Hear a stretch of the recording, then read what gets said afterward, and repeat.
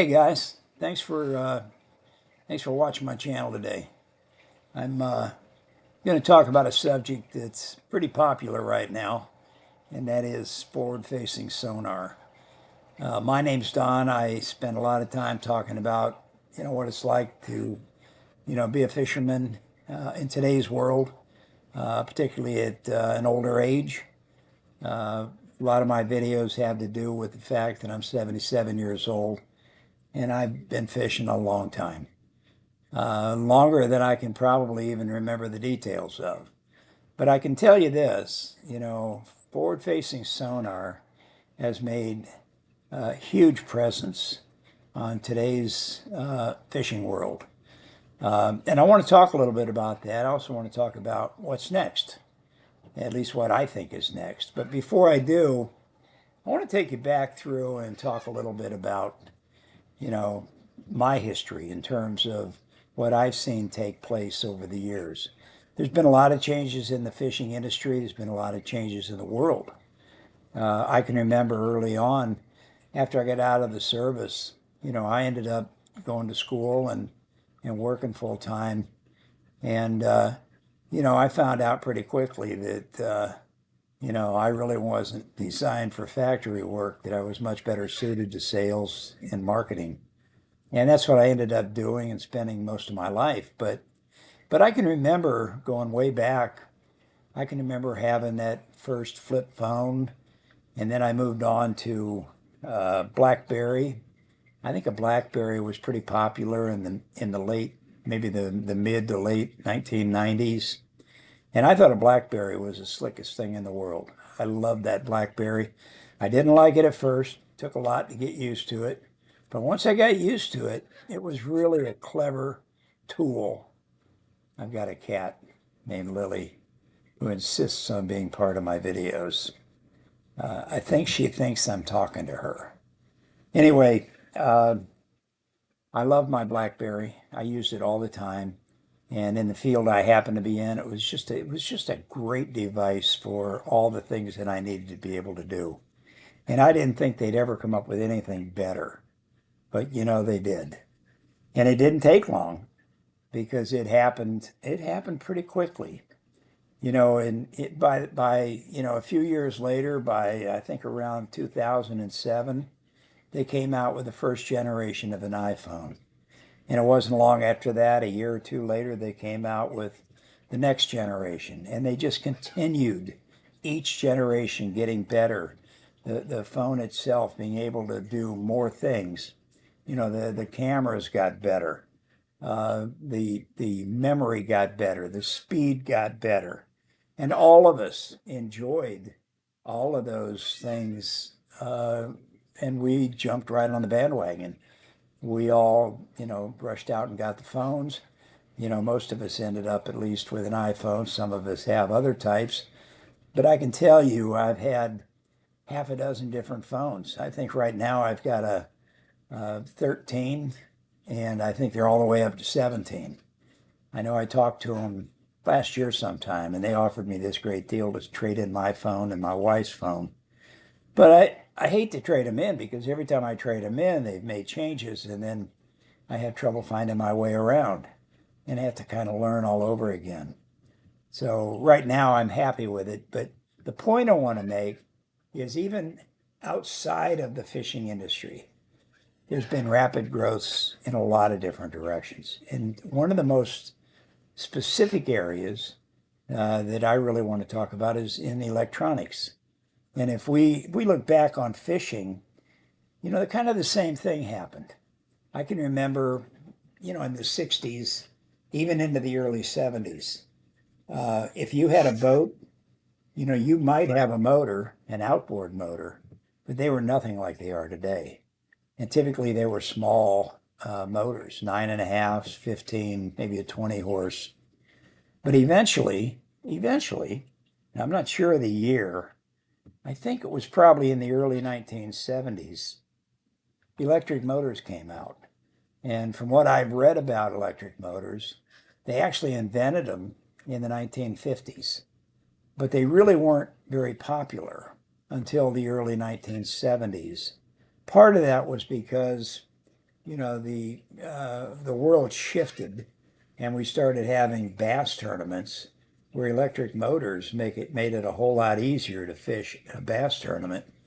But the real difference was that in the early 1970s, battery manufacturers were able to create a battery that could sustain something like an electric motor for 8 or 9 hours of use. And that's really what made the difference. But it also affected, our ability to fish. And we became better fishermen because of it. We also were able to fish different areas that we couldn't normally fish. We could just do a lot of things differently.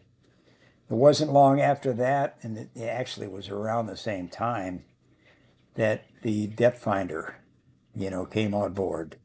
Again, this is a major invention. I mean, suddenly we could see the bottom of the lake. We could see how deep it was. And we could even see these little dots that represented fish. My God, that was amazing. I mean, that was the most incredible thing in the world. I can still remember, the first time I ever saw, I think it was called the little green box. And it had a dial on it, and that dial would go around and it would stop and it would flash at 12 feet and again at 15 feet. And then maybe at 20 feet, it would become a more solid line. It was so amazing to see this because in the past, your only way to find out if, how deep the water was, if you were a spoon plugger, you could figure it out. That's a whole different subject. But if you weren't a spoon plugger and you weren't able to hit bottom when you stuck your rod down, then the only other way was to have like a weight that you might drop down an anchor and then just check the rope as you pulled it up to see just how deep it was. So depth finders were a major difference when it came to the influence that they presented to bass fishing. So now we've got an electric motor, we've got a depth finder. Next thing to come along are power poles. My God, what a great invention. I couldn't wait to get a set of power poles. I put them on my boat. I think I got them, must have been just shortly after my third or fourth Ranger. And I've had them installed on the last three Rangers, maybe the last four Rangers that I've had. So they've been around a while. I don't remember the exact year they came out when they became popular, but I can tell you they were a major innovation to bass fishing, and specifically to bass fishing tournaments. No longer on a windy day would you get pushed off of the area that you wanted to fish, because even in a strong wind, these power poles, two power poles at least, would pretty much hold you in your shallow position and give you the chance to really fish an area out. So it was a big deal.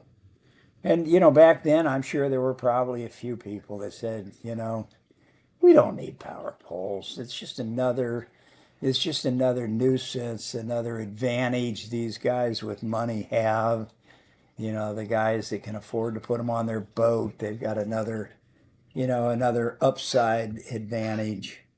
But the reality is, they were a very important new innovation that helped people to become better fishermen, and they are still in use today.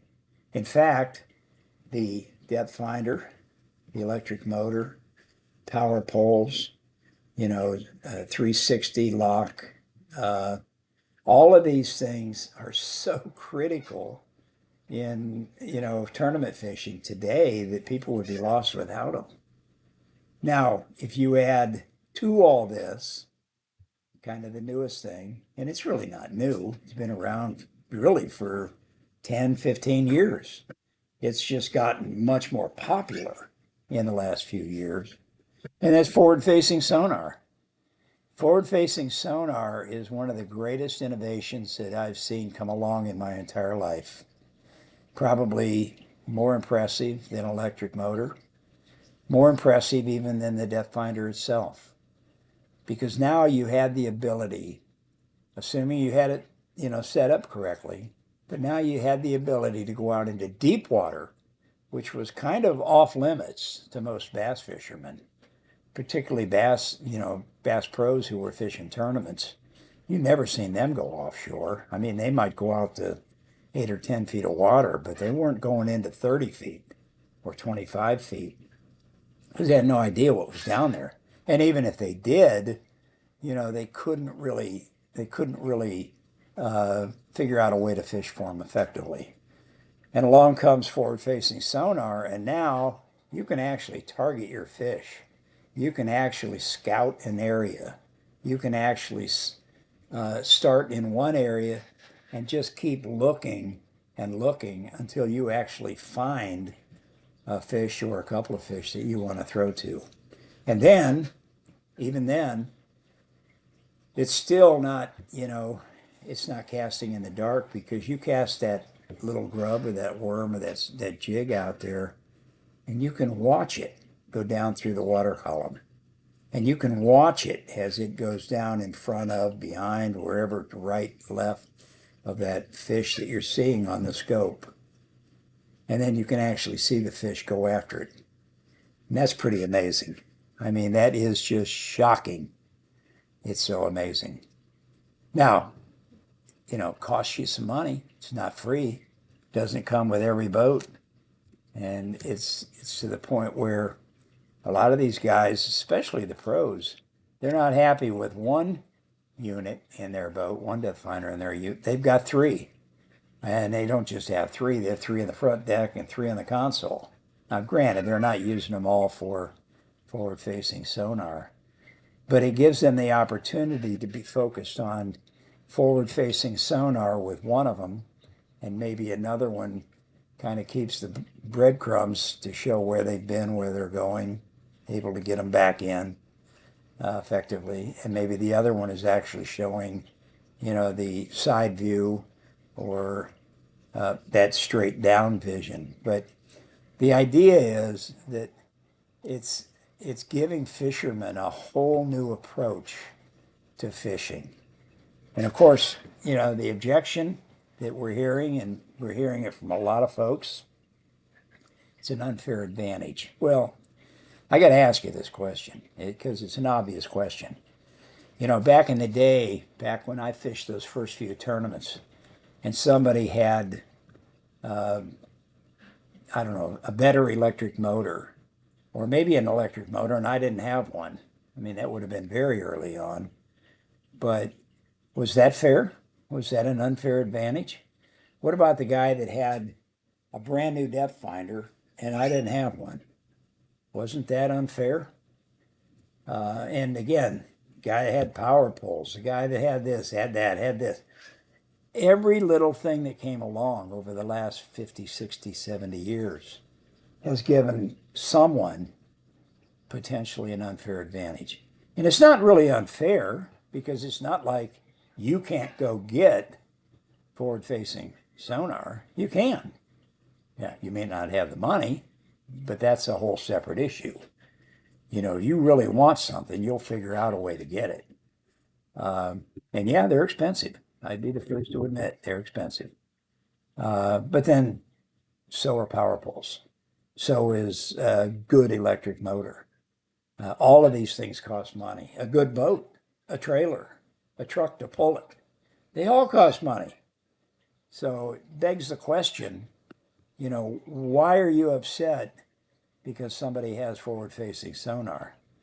It falls directly in line with the progression of all the things that have happened in the last 50 and 60 years. Is it fair? Yeah, it's fair, I think. I mean, more power to them. I don't think they're ever going to agree that you can use dynamite or that you can net fish. I would probably argue that that's not fair. But you still got to catch them. Even with forward-facing sonar, there's no guarantee you're going to catch that fish. You cannot make a fish bite if that fish doesn't want to bite. I mean, I can argue all day long about, whether a fish is attacking a lure because they're hungry, or because You know, they have no control over it, and they're just responding to a stimulus. Uh, but the reality is, you still don't have the ability to make that fish bite the lure, and you still got to land him. You still got to get the fish in the boat. Bringing a fish up from 30 feet of water is a whole different experience than, catching a fish flipping and pitching. Um, but that's all beside the point. Doesn't matter.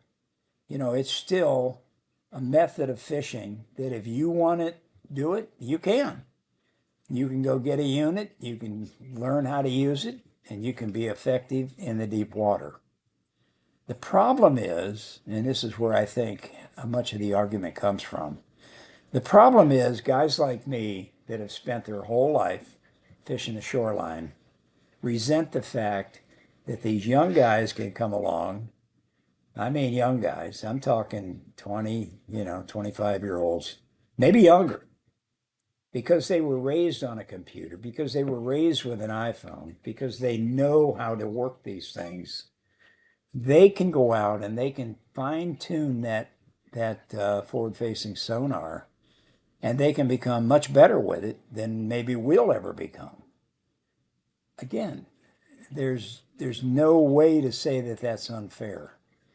That's a right they have. Just like you have a right, I have a right to become incredibly good at throwing a topwater lure, at fishing a worm, at fishing a jig, at skipping a lure up under a dock. Is that fair? I can't do it very well. Is it fair for me to fish against somebody that's good at flipping a bait up under the dock? He's catching fish and I can't get my bait up there. Is that fair? Well, I might think it's not fair, but truthfully it is. Anyway, I don't want to belabor the point. I can go either way on it. I mean, personally, I have a forward-facing unit on my boat. I'm not sure I would buy another one. If I sold this boat and I bought another boat, I doubt that I would buy another unit. And it's not because I don't believe in them, and it's not because I don't like them. It's just that I prefer to fish the shallow water. I enjoy throwing a topwater bait. I enjoy throwing a spinner bait. The types of fishing that I like to do require structure. And I'm not talking about, that log that's laying down there at 30 feet. I'm talking about visual structure, pads, reeds, things that I can see, depths that change. I want to be able to work all of that. I don't want to sit in the middle of the lake and look at a TV screen. I'm just not interested in doing that. So, anyway, that's my thoughts. Again, I'm not trying to say I'm right and you're wrong. I'm just trying to say that we have a right to our opinion, and we should accept the fact there are changes that will continue to come, and they'll come outside of the fishing world and inside the fishing world. The real question is, what's coming next? What's after forward-facing sonar? I don't know. I mean, I would have never dreamed up forward-facing sonar. I probably wouldn't have dreamed up a depth finder in the first place. There's smarter people out there than me. But something's going to happen. Something's going to come next. Now, I'll tell you what I think it's going to be. You might find this interesting, but I've given it a lot of thought. Years ago, I bought a unit called an AccuView. An AccuView is a screen. It has a long cord running off of it. The one I had was either a 10 or 12-inch screen, and it's literally an underwater camera. So you would have kind of a camera with a light on it. It was in a very heavy, I don't remember if it was a bulb or exactly what it was, but it was pretty heavy. I remember that. And you would drop it over the side of the boat, let it go down about 20, 30 feet, all the way to the bottom. And the light would be on, and it would shine out, and it'd be taking a picture at the same time. And it wouldn't be a picture, it would be a video. So it's showing you what's down there. Now, I had some fun with it. I took it out a couple of times when I went crappie fishing, and I could see some crappies moving in and out of a brush pile. Occasionally, I might see a bass swim by, but it was never really functional in the sense that I could control moving it around. I could really position the boat so that I could see certain things. Plus, if the water was pretty cloudy, it made it harder to see. Now, I saw some videos where they showed you how to attach that to a line, maybe a fishing line, so that your lure would be running behind the boat. Maybe you were trolling, and that camera would be set up in such a way that it was filming, the lure as it ran through the water while you were trolling. Those are some great videos because they showed, northern pike and muskie coming up and grabbing the lure. I thought that was phenomenal, but I just wasn't smart enough to figure out how to do that. And even if I could, it would have been the type of fishing that I really didn't want to do because it would have required trolling. And that really, I mean, I do a little bit of it now because it's a way to take a break. But back in the day, I'm really, growing up, I didn't really want to spend my time trolling. I wanted to be casting. So, but I think the next step for forward-facing sonar is going to be to develop the sonar to the point that it becomes more of a camera as opposed to showing you dots. And when that day comes, that's going to be a shocking, shocking day. And here's why. Because right now, I don't care who you are, and I've talked to some experts on it. You know, you've probably heard my thoughts about experts, but I've talked to some people that are very knowledgeable about using forward-facing sonar. And according to them, they can watch that screen and they can tell you that is a bass and that is a catfish and those are crappies and that's a bluegill. Now, I've heard and I've read some different things. I can't necessarily disagree with what they're saying. I've seen articles where it said, bass typically are right there on the bottom, where crappies generally you'll see them staggered going vertically. So there may be some truth in that. I don't know. But wouldn't it be nice to be able to see the fish? I've had people say, oh my God, look at the size. That's a monster. Well, maybe it is. The dots are bigger, looks like it's bigger, but is it a bass? Or is it a carp? Is it a sea turtle? I don't know. That's my point, is I think the next generation, I think, is going to be more of a aqua vision type of camera that actually shows what's really there. And when that comes, all the naysayers, all the people that are upset about forward-facing sonar are really going to go off the deep end because to them, that's going to be the height of cheating because now you can go around with this forward-facing sonar where it's actually a camera and you can say, well, that's a 2 pound fish. That's a 4 pounder. That's the one I want. I don't want the 2 pounder. So I'm going to fish for him. And maybe to a certain degree, they're already doing that based on, the figure that they see on the forward-facing sonar. But if it were a camera, there'd be no question. They could identify exactly what it is. Because I'll guarantee you, there's been more than one fisherman that fished their heart out trying to catch what they thought were bass. And in fact, it was a school of catfish or a school of carp or God knows what, maybe a striper, It wasn't what they were looking for, but they thought it was. And you can throw you can throw some of these bass baits all day long to crappie, or maybe even to a catfish, and they're just going to look the other way. And of course, the fisherman thinks, well, they're just not biting today. But the truth is, they weren't a bass to begin with. So anyway, that's my thoughts. I think it's a I think it's an incredibly interesting story when you look at the numbers of things that have changed over the years and different generations of innovations that have come our way in the fishing world. It's only going to get better or worse, depending on how you approach it. Like I say, there's a lot of naysayers out there. Go to YouTube and you'll see 1 out of 5 YouTube videos talk about this very subject. And they're all very quick to point out how unfair it is.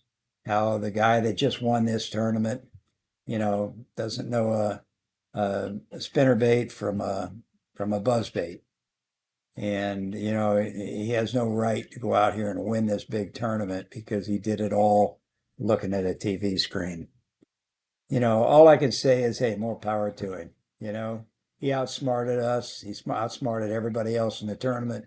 He found the fish. Name of the game, go out and catch yourself, 5 fish that weigh the most, and you win the money. Doesn't say you've got to do it a certain way.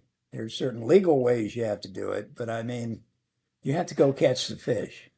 If it's easier to go catch them that way, if you're one of the guys that are complaining that it's easy, then do it yourself. Do it yourself. Go out and catch the fish, win the tournament, get all the money. Because it's not that easy. It's just not that easy. You still have to become pretty damn good. Not only at reading the charts, reading what forward facing says, but then catching it. Being smart enough to throw the right lure to catch it. So that's my thoughts. If you agree or disagree, please make note of some comments down below. Love to hear from you. I try to answer all of them that I can. If you enjoyed the video, give me a thumbs up. Tell me what you think. I mean, what's the next generation going to be? I don't know if we'll be around to see it. I'll be around. But I'd like to know what it's going to be because they're not going to stop with the forward-facing sonar the way it is. It's only going to get better. It's only going to change. That's the world we live in. Anyway, give me a thumbs up if you enjoyed the video, and I'd love to see you subscribe to my channel. Thanks again, and hope you have a great day.